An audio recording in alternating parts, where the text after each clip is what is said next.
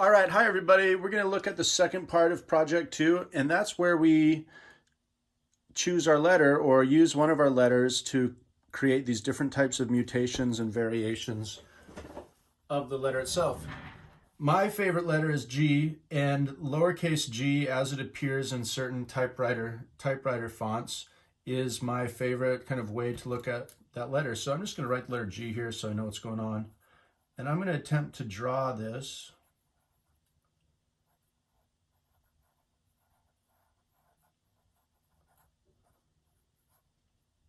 I'm going to attempt to draw that lowercase g, and this is going to be kind of the foundation of my mutation, okay, and the different varieties that I'm going to use. I'm really paying attention to the gesture that is used when I write this, okay? To me, it's kind of fun and figurative, and it can easily lend itself to these different kind of permutations. So I'm going to go ahead and do that. So I'm going to start here. Sometimes I just like to redraw or rewrite the letter. In a lot of ways, we're drawing the letters. I know that the word drawing and writing, the verb drawing and writing are two very different things. I'm just going to move the little curly Q here. Maybe I'm going to extend this here. All right, maybe the curly Q gets moved to this side, and then this remains further over. Maybe even that becomes this, okay?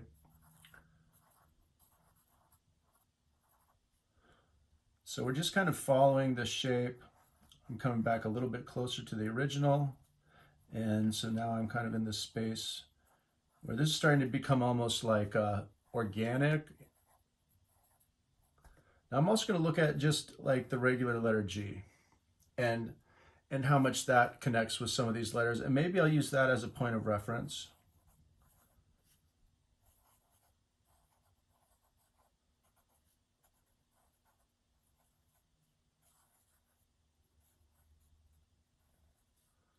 You know, we can kind of see where that's going.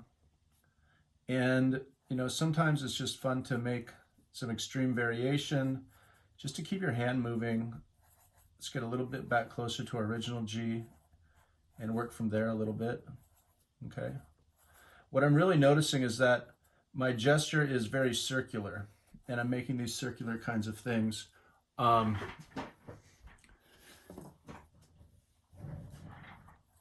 And we're going to keep moving in that direction, all right? Now, let's say that we wanted to get this down to a more like kind of concrete symbol. You can start to be a little bit more precise with your gestures.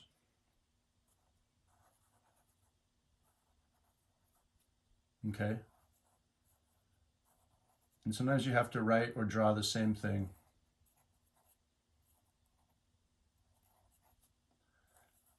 In a couple different ways.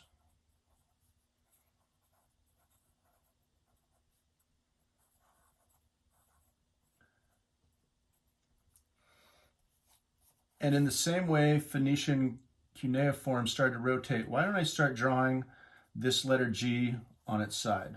So that's going to help me switch up my gesture and the direction of my letters. So here we go.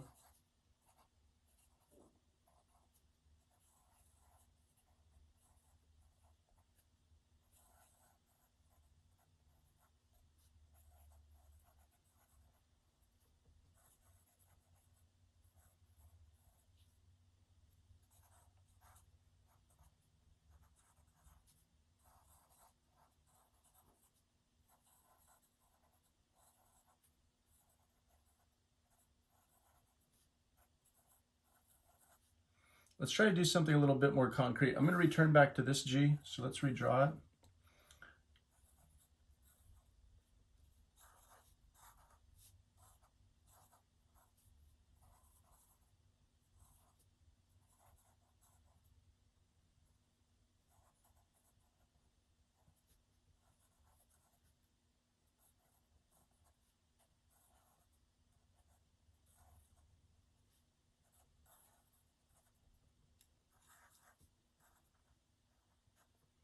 So I'm coming right back to the shape to see what other slight type of variations I can make. Right now, that looks like the letter 5 and a 0. I didn't even intend for that to happen. It's kind of all about the gesture. So why don't I follow that a little bit? Maybe I'll write half of a 5, start to continue it. Let's just maybe even try the letter 5 or the number 5.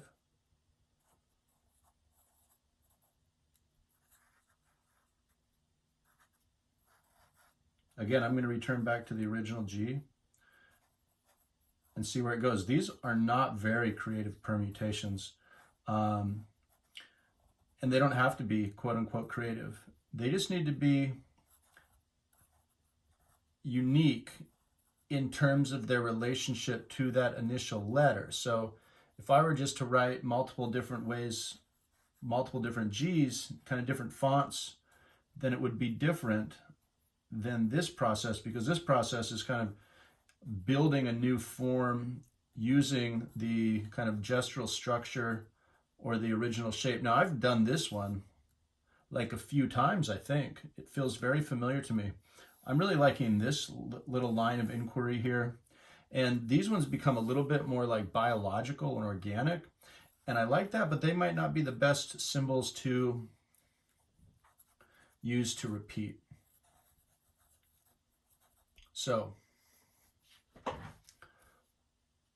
I'm really liking some of these very first ones. So I'm just going to go through and select. This is going to be number 1 right here. Okay. So that G is going to exist right there.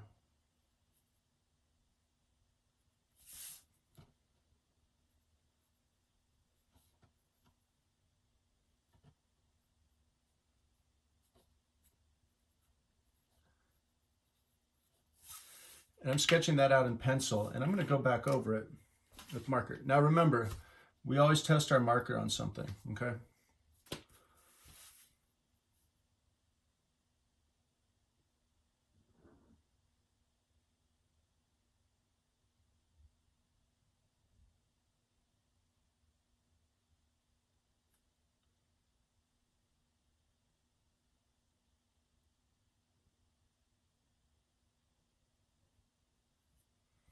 All right, I'm being pretty delicate with this.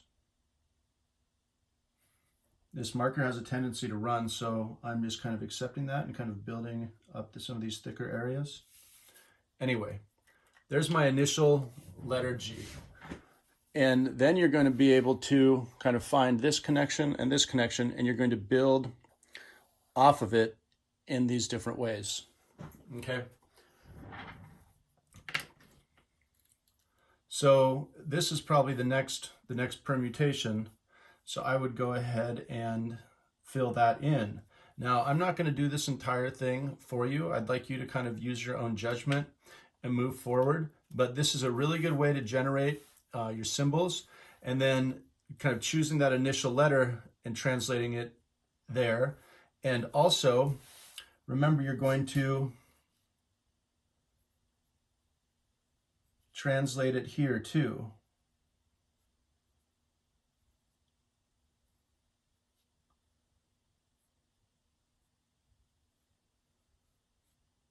Now this is why we're doing it in pencil, because it's hard to get it right. And I'm going to go ahead and see if I can do this. This needs to be a little bit flatter, more of an oval.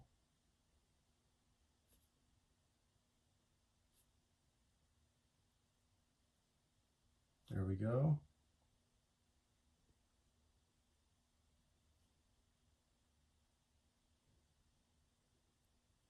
So it's not perfect. I don't know if I like this one more or not. Yikes, see, that got a little thick there. I don't know, kind of gives it a little bit more weight. I mean, this thing doesn't even look like a letter, honestly. If you take a close look at it, it looks like just some type of strange form. And I think that's why I like it. Anyway, so that's, now remember, this is going to evolve into this shape here, and we're going to talk about that in class. But I just wanted to show you the best way to get started with this, the best way to brainstorm some letter mutations, and we're good. All right, that's the end of the tutorial for Project 2, and we're going to go ahead and talk more about it in class. Thank you.